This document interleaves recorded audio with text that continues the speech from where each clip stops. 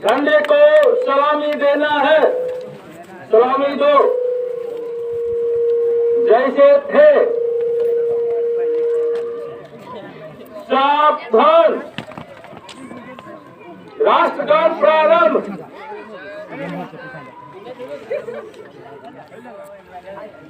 जय गणमन अधिनायक जय हे भारत भाग्य विधाता।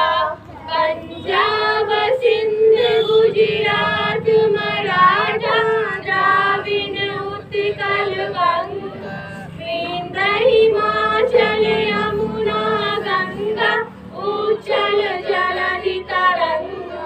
तब शुभ नामे जागे, तब शुभ आशीष मांगे, गाए तब जय गाथा।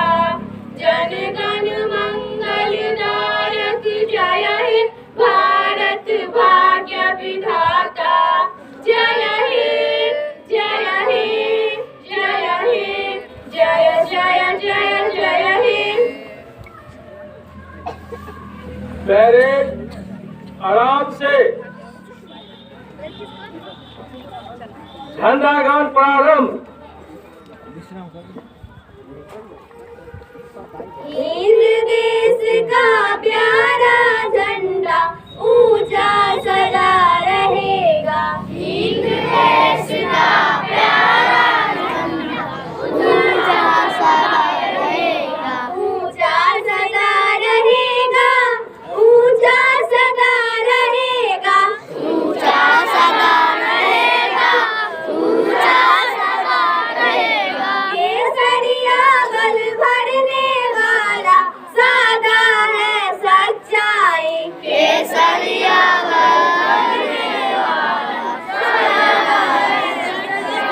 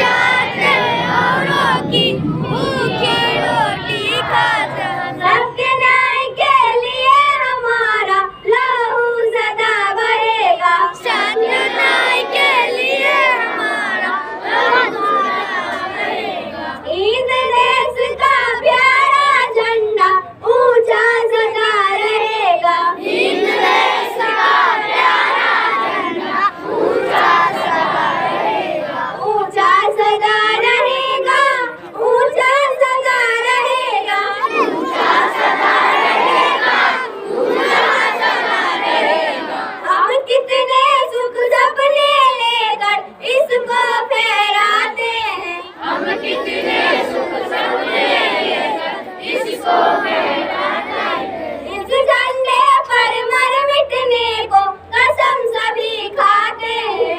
इस झंडे पर मर मिटने को कसम सभी खाते हैं।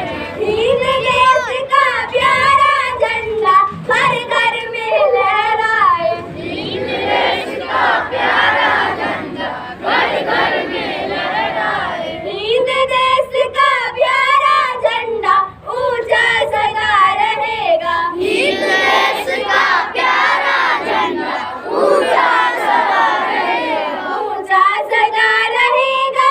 ऊंचा सदा रहेगा। ऊंचा सदा रहेगा। ऊंचा सदा रहेगा।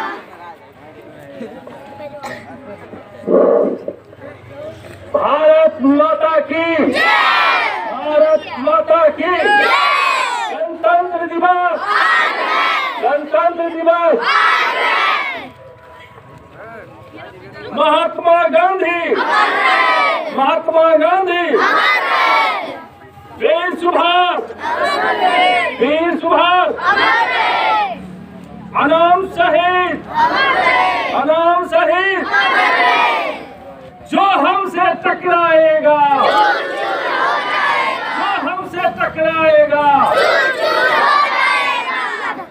भारत माता की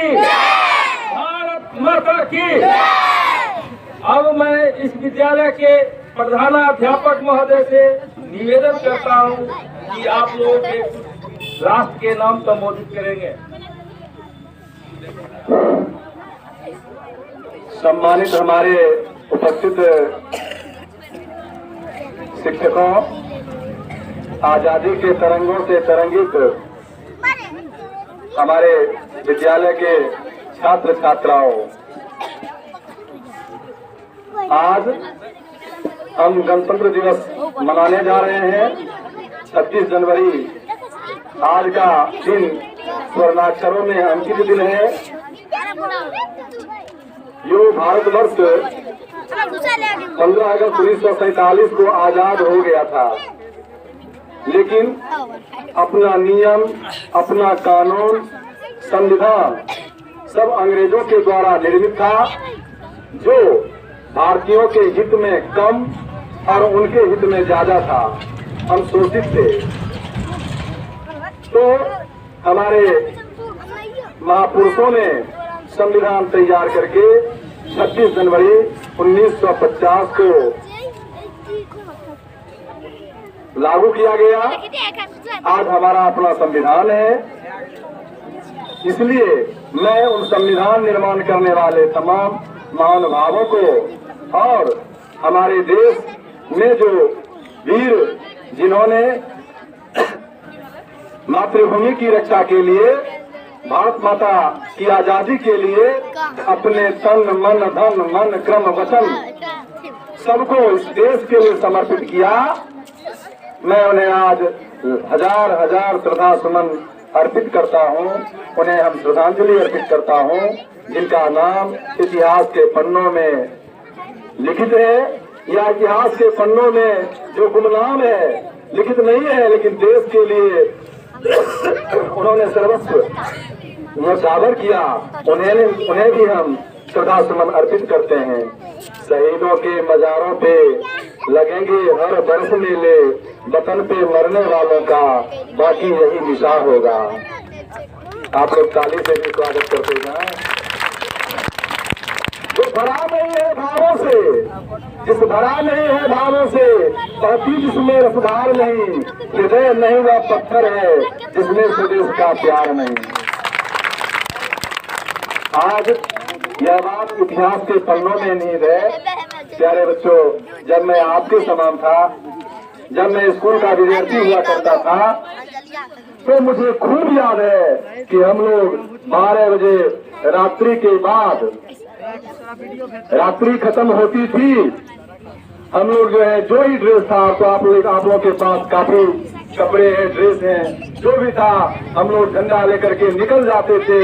गांव गांव, गली गली, मोहल्ले मोहल्ले, चाहे पगडंडी हो, चाहे सड़क हो, हम लोगों की फौज कतारें निकल पड़ती थी। इनकलाब जिंदाबाद के नारों से आकाश गूंज उठता था, आसमान में आवाज लहरा रहा था, इनकलाब जिंदाबाद, भारत माता है आजाद, 15 अगस्त आज है, 26 जनवरी आज है के नारों से हम लोग स्वतंत्रता दिवस का सम्मान करते थे और गणतंत्र दिवस का सम्मान करते थे। आज ये इतिहास की बात हो चली है। मेरे प्यारे बच्चों, 26 जनवरी को ही संविधान के लिए दिन तिथि क्यों चुना गया? इसी दिन रावी के तट पर हमारे वीरों ने प्रण किया था, या तो देश को आजाद करेंगे, नहीं तो सदा सदा के लिए भारत माता की गोद में सो जाएंगे। और इसी प्रतिज्ञा का फल हुआ। अंग्रेज समझ गए ये भारत को अब जो है गुलाम रखना हमारे बस की बात नहीं है। ये भारत के वीर हमें जीने नहीं देंगे, चैन से नहीं सोने देंगे, चैन की सांस नहीं लेने देंगे, हमें लूटने नहीं देंगे। और बुढ़िया अवस्था समझ करके उनको जाना पड़ा। 15 अगस्त 1947 को हमारा संविधान जब बना, इसीलिए वह स्वर्णिम दिन चुना गया कि 26 जनवरी 1950 को अपना संविधान लागू किए। मेरे प्यारे बच्चों, थोड़ी सी याद दिलानी पड़ती है कि हम गुलाम क्यों हो गए। इस देश को सोने का चिड़िया कहा जाता था, जहाँ डाल डाल पर सोने की चिड़िया करती है बसेरा, वह भारत देश है मेरा। इस देश को सोने की चिड़िया कहा जाता है, जहाँ वीर महापुरुष बुद्ध गौतम दुनिया को उपदेश देने के लिए पैदा हुए, जहाँ राम, जहाँ कृष्ण, जहाँ भरत जैसे राजा हुए। फिर यह देश गुलाम क्यों हो गया, ये सोचना है। हम आपस में लड़ बैठे। चला गया था माझी पहले अपने ही पतवारों से, चला गया था माझी पहले अपने ही पतवारों से, डोली लुटी राह में उसकी धोखेबाज कहारों से। देश को चलाने वाला, इस देश में राज करने वाला, जो जनता का सेवक हो, वह जनता का यदि भक्षक हो जाए तो वास्तव में हमारी स्वतंत्रता क्षुण्ण हो जाती है। हमारी स्वतंत्रता पर एक निशान लग जाता है, हमारी गरिमा पर एक निशान लग जाता है। आज आवश्यकता है हमें एकता की, आज आवश्यकता है हमें बंधुता की, आज आवश्यकता है हमें भाईचारा की। इसकी आवश्यकता है। हम आपस में लड़े नहीं, न क्षेत्रवाद हो, न भाषावाद हो, न राज्यवाद हो। मैंने अगले भी भाषण में कहा था कि अभी के संविधान में जातिवाद को सबसे ज्यादा बढ़ावा दिया जा रहा है। हम जाति गणना करेंगे, अरे आर्थिक गणना करो। जो समाज में संपन्न है, जो शिक्षा से संपन्न है, जो धन से संपन्न है, उसकी पूजा होती है, चाहे वो किसी भी बिरादरी किसी भी जाति का हो। और अच्छे जाति में भी यदि वह विद्वता से संपन्न नहीं है, चरित्र से संपन्न नहीं है, उसकी पूजा नहीं होती है। इसलिए आज आवश्यकता है कि हम अपने देश की रक्षा के लिए ऐसे माहौल, ऐसे संविधान की समीक्षा करें जिसमें सबों को न्याय मिले, सबों का विकास हो और विकास की रोशनी एक जन जन तक, एक कण कण तक पहुंचे, तभी हमारा संविधान होगा, हमारे संविधान की रक्षा होगी। आज संविधान के समीक्षा की बात होनी चाहिए। यदि संविधान के समीक्षा की बात होती है, एक समय था जब संविधान की समीक्षा की बात होती थी तो विरोधी पार्टियां भी इसमें खुल करके हिस्सा लेती थी। अब्राहम लिंकन एक गरीब परिवार का राष्ट्रपति, अमेरिका देश का, उसने जनतंत्र के लिए परिभाषा दिया था कि जनतंत्र जनता के लिए, जनता की सेवा के लिए ये संविधान है। और जानते हो जब वह राष्ट्रपति बने तो उन्होंने क्या किया, अपने विरोधियों को ऊंचे पद पर बैठा दिया। लोगों ने उनसे पूछा कि राष्ट्रपति महोदय, क्या आपका ये विरोध करता था चुनाव में, आपसे लड़ाई करता था और उस संवैधानिक पद पर आप उसको बैठा दिए? अब्राहम लिंकन ने कहा कि जनता की भलाई के लिए वही सबसे उपयुक्त व्यक्ति है। जनता को सर्वोपरि मानते थे। आज हमारी कुर्सी सर्वोपरि है। हमारी कुर्सी कैसे बचे? हमारे खानदान का राजकुमार कैसे नेता बने, प्रधानमंत्री बने, मुख्यमंत्री बने? आज इसकी लड़ाई है, जनता की लड़ाई नहीं है। आज ऐसे संविधान की समीक्षा की जरूरत है। और जब संविधान समीक्षा की बात होती है तो विरोधी उसमें सहयोग नहीं दे करके यह नारा लगाते हैं कि संविधान को बदला जा रहा है, संविधान को कुचला जा रहा है। आप संवैधानिक बात उठाएं और संविधान की रक्षा तभी होगी जब भारत में एक एक बच्चे को, एक एक बुजुर्ग को, एक एक इंसान को, एक एक जन को न्याय मिले।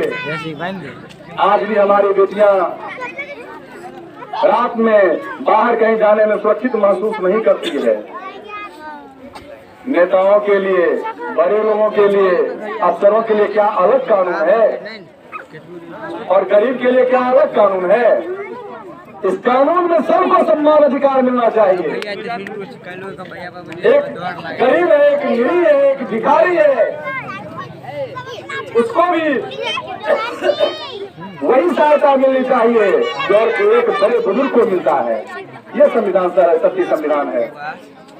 ठंडा है, कोरोना है, इसमें भी हमें खास करके अभी जो देश की दशा है, संसार विश्व से त्राहिमाम कर रही है, इसमें सबसे बड़ा सुरक्षा की तरह कोरोना है। हम लोग इस संविधान के नीचे देश की रक्षा के साथ साथ स्वरक्षा में, देश की रक्षा में यह भी प्रण लें कि हम दूरी का पालन करें। आज बोलना था, इसीलिए मास्क का हमने आज्ञा आप लोगों को नहीं दिया, आदेश नहीं दिया, लेकिन हर लोग मास्क का प्रयोग करें, दूरी बना के रखें और अपने देश के प्रति चरित्रवान बन करके, निष्ठावान बन करके हम इसकी सेवा में लगे रहे। और इसके लिए मेरा कर्तव्य है कि जो जहां है भ्रष्टाचार से उन्मुक्त होकर के, भ्रष्टाचार के प्रति हम कोई बढ़ावा नहीं दें, हम किसी दुर्गुण का गुणगान नहीं करें, सदगुरु का व्याख्यान करें, चरित्र बना के रखें, मन से पढ़ें, किसान हैं, खेत में काम करें, डॉक्टर हैं, वे अपना कर्तव्य निभाएं। यदि सारे लोग अपना अपना कर्तव्य निभाना शुरू कर दे तो देश का कल्याण होगा और तभी हम संविधान की रक्षा कर पाएंगे। मैं विशेष आपका समय लेना नहीं चाहता हूँ और अंत में भारत माता को सत नमन करके उन वीरों को श्रद्धांजलि सुमन अर्पित करके मैं आप लोगों से आह्वान करता हूँ कि सिर्फ हंगामा करना मेरा मकसद नहीं, सिर्फ हंगामा करना मेरा मकसद नहीं। हर हाल में सूरत बदलनी चाहिए। चिराग है इस घर में नहीं, उस घर में सही। चिराग है, चिराग जलनी चाहिए, सबको समान अधिकार मिलने चाहिए और हम अपने देश और राष्ट्र के प्रति समर्पित रहें, अपने कर्तव्य का पालन करें। इन्हीं शुभ शब्दों के साथ मैं अपनी वाणी को विराम देता हूँ।